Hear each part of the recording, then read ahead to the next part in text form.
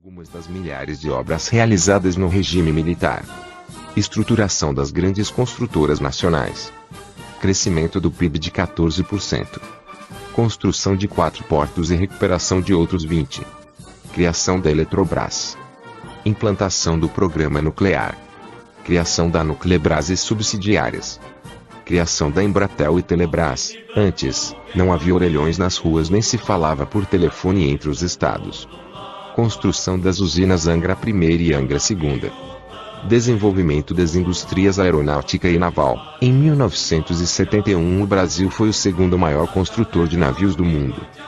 Implantação do pró-álcool em 1976. Em 1982, 95% dos carros no país rodavam a álcool. Construção das maiores hidrelétricas do mundo, Tucuruí, Ilha Solteira, Jupiá e Itaipu. Brutal incremento das exportações, que cresceram de 1,5 bilhões de dólares para 37 bilhões. O país ficou menos dependente do café, cujo valor das exportações passou de mais de 60% para menos de 20% do total. Rede de rodovias asfaltadas, que passou de 3 mil para 45 mil quilômetros. Redução da inflação galopante com a criação da correção monetária, sem controle de preços e sem massacre do funcionalismo público. Fomento e financiamento de pesquisa, CNPq, FINEP e CAPES. Aumento dos cursos de mestrado e doutorado. INPS, IAPAS, DATAPRE, LBA, FUNAB. Criação do Fundo Rural, a previdência para os cidadãos do campo. Programa de merenda escolar e alimentação do trabalhador. Criação do FGTS, PIS, PASEP. Criação da Embrapa, 70 milhões de toneladas de grãos. Duplicação da rodovia Rio Juiz de Fora. Criação de Habitu. Implementação do metrô em São Paulo, Rio de Janeiro, Belo Horizonte, Recife e Fortaleza. Criação da Infraero, proporcionando a criação e modernização dos aeroportos brasileiros, Galeão, Guarulhos, Brasília, Confins, Campinas, Viracopos, Salvador, Manaus. Implementação dos polos petroquímicos em São Paulo, Cubatão, e na Bahia, Camaçari. Investimentos na prospecção de petróleo no fundo do mar que redundaram na descoberta da Bacia de Campos em 1976. Construção do porto de Itaqui e do terminal de minério da Ponta da Madeira, na ilha de S. Luís, no Maranhão. Construção dos maiores estádios, ginásios, conjuntos. Promulgação do Estatuto da Terra, com o início da Reforma Agrária Pacífica. Polícia Federal. Código Tributário Nacional. Código de Mineração. Implantação e desenvolvimento da Zona Franca de Manaus. IBDF Instituto Brasileiro de Desenvolvimento Florestal. Conselho Nacional de Poluição Ambiental. Reforma do TCU. Estatuto do Magistério Superior. INDE, Instituto de Desenvolvimento Agrário.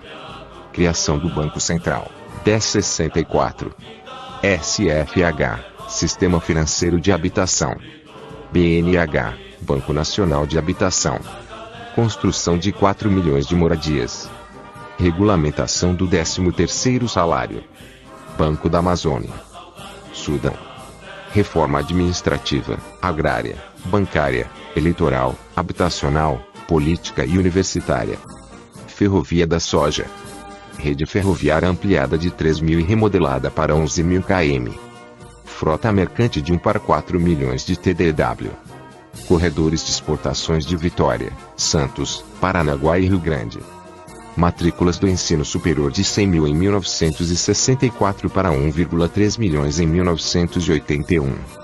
Mais de 10 milhões de estudantes nas escolas, que eram realmente escolas. Estabelecimentos de assistência médico-sanitária de 6 para 28 mil. Crédito educativo.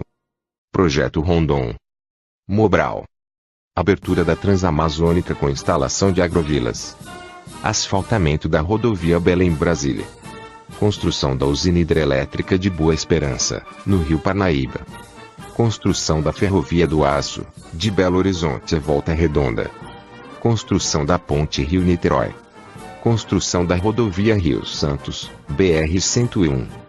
Isso tudo foi feito sem nenhum desvio de verbas ou propinas. A corrupção não tinha no regime militar. O povo brasileiro tinha o direito de ir e vir a qualquer hora do dia ou da noite.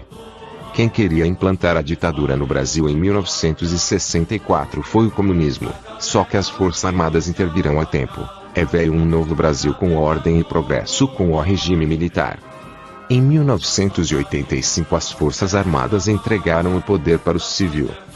No prazo de 30 anos esses políticos corruptos comandado pelo PT, PMDB, PSDB e resto dos outros partidos, saquearam os cofres públicos e rasgou a Constituição brasileira. Agora no ano de 2018 só resta um caminho: a desobediência civil. O povo brasileiro precisa se unir, sair em massa pra rua e parar todas as refinarias. Só assim, através do caos, as Forças Armadas vai ter um apoio da população brasileira, terá todo o respaldo legal para tirar o crime político e organizado do poder, colocar um governo provisório para estabelecer a ordem e progresso da nação brasileira. Algumas das milhares de obras realizadas no regime militar: estruturação das grandes construtoras nacionais, crescimento do PIB de 14%, construção de 4 portos e recuperação de outros 20, criação da Eletrobras, implantação do programa nuclear, criação da Nuclebras e subsidiárias, criação da Embratel e Telebrás. Antes, não havia orelhões nas ruas nem se falava.